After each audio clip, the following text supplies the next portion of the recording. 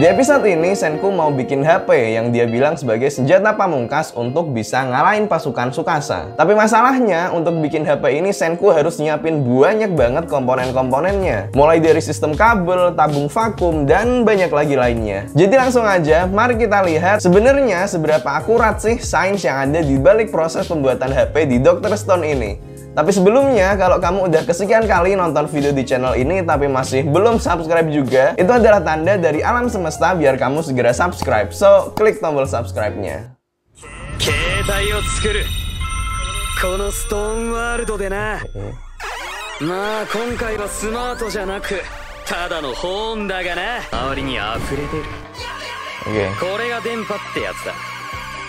Oke, di sini ternyata HP yang dimaksud ini bukan HP ponsel pintar ya. Bahkan bukan juga HP yang biasa. Kalau HP yang biasa pun itu kan dia seenggaknya bisa buat SMS, ada layarnya, dan lain-lain. Tapi kalau berdasarkan penjelasan Senku ini kalau lebih tepatnya disebutnya bukan HP ya, tapi HT atau walkie-talkie gitu loh. Kan ini fungsinya cuman komunikasi lewat gelombang radio. Belum sampai bisa disebut HP gitu. Dan ini nanti hasilnya pun pasti akan beda sama scene pas Senku nunjukin megang HP. Dan satu lagi hal yang penting, mempertimbangkan komponen-komponen yang dibutuhkan untuk bikin si HP ini alias walkie-talkie ini, kemungkinan besar nanti pasti alatnya itu masih dalam ukuran besar. Soalnya kalau mau bikin alatnya ini jadi kecil, itu teknologinya masih belum nyampe, ini masih jauh banget. Belum bisa kalau mau bikin transistor atau chip yang kecil-kecil gitu.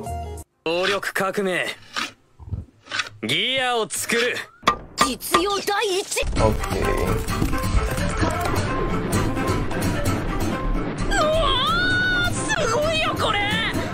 Oke, di sini sistem pemutarnya diganti pakai sistem gear bevel istilahnya, yaitu gear yang tujuannya untuk mengubah arah gerak. Dan di sini selain arah putarannya yang diubah, ukuran gearnya ini juga dibikin beda. Yang satu kecil dan yang satunya lagi yang untuk diputar itu besar. Dengan begitu, ketika gear besarnya ini diputar, gear kecilnya ini udah muter beberapa kali, jadi bisa lebih efisien. Ini sistem yang simpel banget sebenarnya, tapi memang ini bisa mempermudah hidup banget. So, mantap.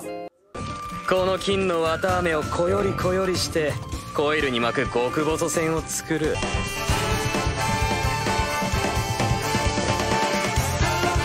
Ternyata alat ini tujuannya untuk bikin kabel emas. Sebenarnya metode ini itu beda dari yang dipakai sebenarnya untuk produksi kabel emas. Ini tadi aku baru aja nyari, tapi ya kita anggap bisa aja lah di sini. Soalnya secara prinsip dasarnya ini ya bener lah. Jadi oke, kita anggap bener aja untuk kali ini. Terus pertanyaannya yang lebih penting, kenapa kok pakainya ini kabel emas? Kenapa nggak bikin kabel tembaga yang kayak biasanya aja? Kenapa coba? Padahal tembaga itu sebenarnya konduktor listrik yang lebih baik daripada emas. Kenapa coba? Kenapa kok malah pakainya emas? Jadi faktanya emas itu emang sering dipakai untuk mengalirkan listrik di alat-alat elektronik. Alasan utamanya adalah karena emas itu dia bisa tahan dalam jangka waktu yang panjang dan juga dia nggak mudah mengalami korosi, sehingga alat elektroniknya ini nanti bisa lebih awet dalam jangka waktu yang lama. Tapi sejauh yang aku tahu, emas ini dipakai kalau rangkaian listriknya ini udah dalam bentuk rangkaian listrik yang canggih kayak bentuk chip atau IC gitu loh. Termasuk juga chip yang ada di HP kita itu ada sebagian kecil yang pakai emas sebagai konduktornya. Dan dari sini aku nggak tahu apa alasannya Senku kenapa kok dia milih pakai kabel emas, kenapa nggak pakai kabel tembaga. Soalnya kan ini pasti sistem yang dibikin Senku ini kan sistem masih besar ya, belum yang bisa sampai kecil. Jadi pasti akan lebih gampang dan lebih efektif kalau pakainya kabel tembaga, bukan kabel emas. Lebih murah juga kan kalau pakainya tembaga. Mungkin buat teman-teman yang paham elektronik bisa bantu komen jelasin tentang hal ini.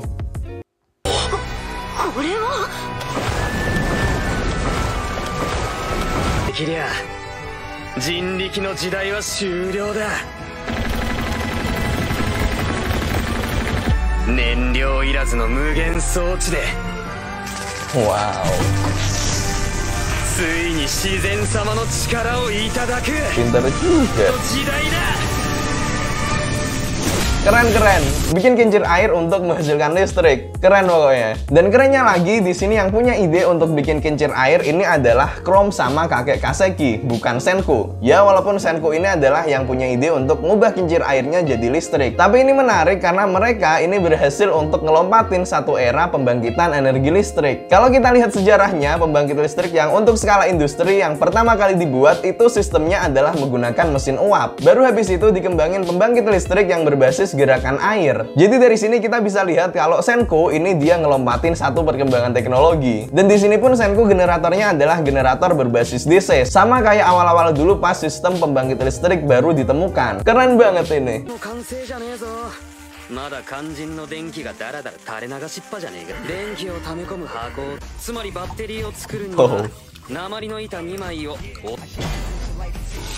Oke. Episode ini makin keren aja dan di sini mereka bikin baterai.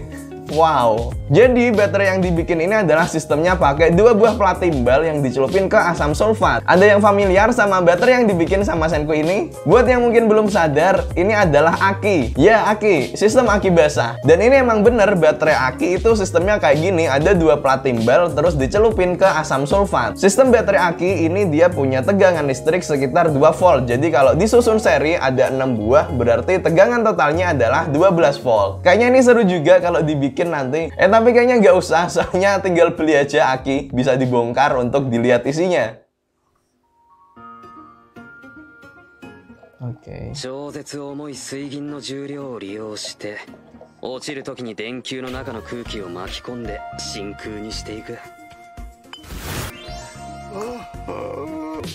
Pinter banget, beneran pinter banget ini. Ini namanya Sprengel Pump. Jadi ini adalah sebuah pompa vakum yang dia prinsip kerjanya pakai merkuri. Diagram sederhananya kayak gini. Jadi intinya ketika merkurinya ini menetes lewat bagian A, nanti ada sebagian kecil udara yang terperangkap dan dia nanti akan kedorong keluar sama merkuri. Dan akhirnya bagian B ini nanti tekanannya bisa makin turun karena udaranya didorong keluar terus-menerus. Prinsipnya gitu. Tapi masalahnya yang dibikin Senku ini nggak bener. Salah satu bagian penting di Sprengel Pump ini adalah bahwa ukuran pipanya ini adalah harus kecil dan nanti ada bagian yang besar yang untuk disedot udaranya. Nah, tapi punya Senku ini kan ukuran pipanya besar dan itu pun ukuran pipanya sama semua. Kalau kayak gini ya bakal susah untuk nangkep udaranya keluar. Jadi untuk bagian ini sebenarnya bener Senku bikin Sprengel Pump untuk bikin vakum di dalam lampu, tapi Sprengel Pump yang dibikin Senku ini tuh nggak bener. Kalau kayak gitu itu tuh dia nggak bisa ngeluarin udara untuk bikin lampunya jadi vakum. Kayak gitulah pokoknya. Tapi kalau ada yang mau ngoreksi gitu, boleh banget untuk disampaikan di komentar. Mungkin kan bisa aja di sini aku yang malah keliru gitu.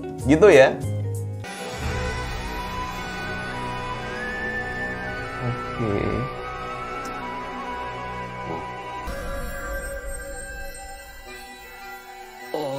Bagus banget ya.